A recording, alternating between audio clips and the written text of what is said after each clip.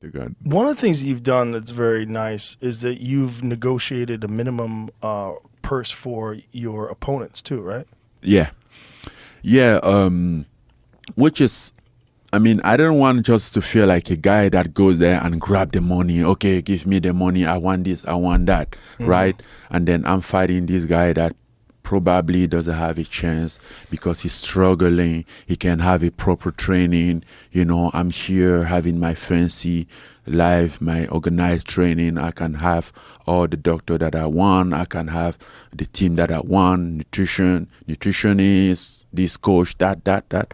And then I fight a guy that didn't have a chance, and he's in this big fight because without him, the fight, without the opponent, the fight is not happening.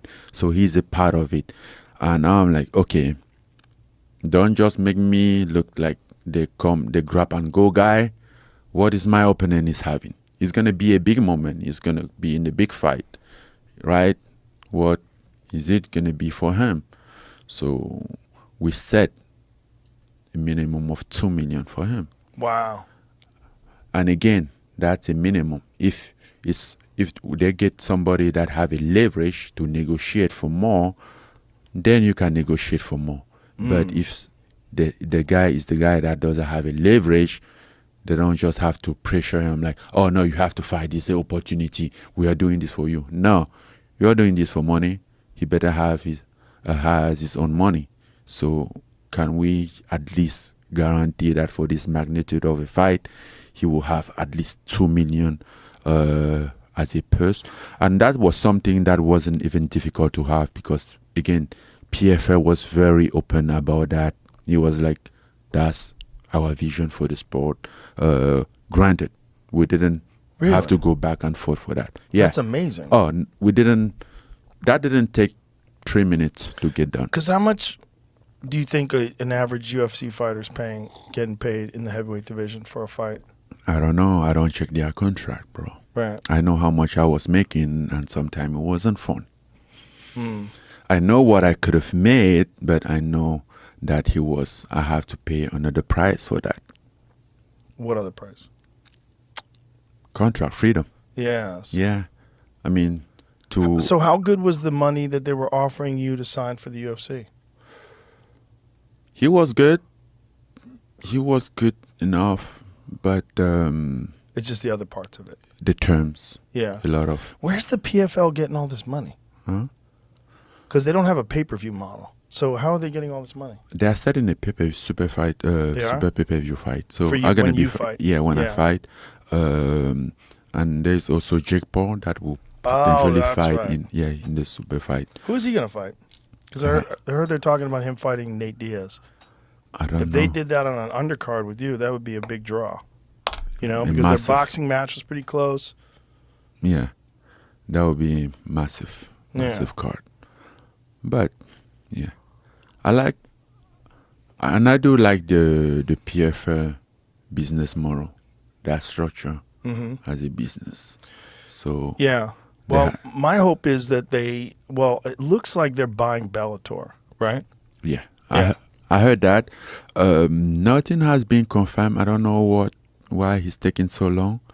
We should have been hearing some news. If that happens, that changes a lot.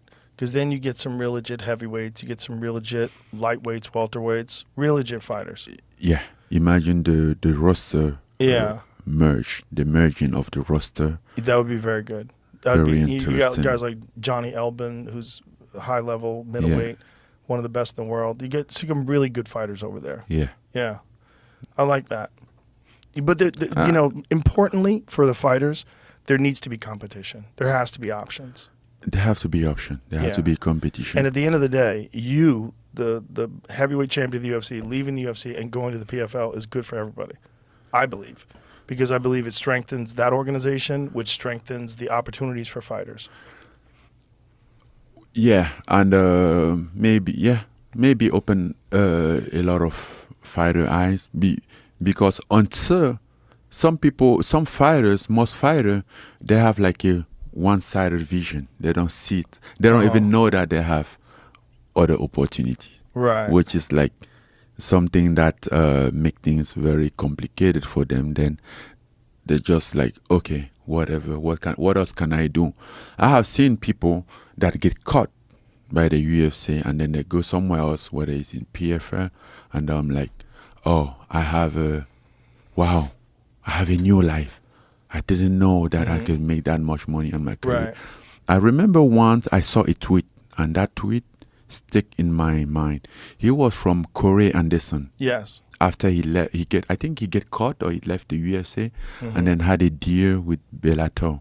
And then he went there. He said he make a tweet like, UFC give me a career, but Bellator give me a life. I love that tweet. Yeah, he said he made way more money in Bellator. Yeah. I wonder why. I mean, like,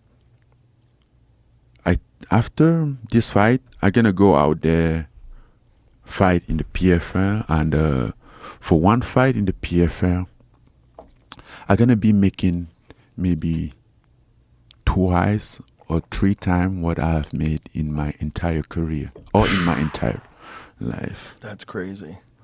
So you understand the difference between career and life. Yes. That's crazy. That's crazy. Good for you, man. Good for you, and good Thank for you, bro. good for the whole sport. I really believe that. I really believe that all that competition is good for the sport. I believe that too.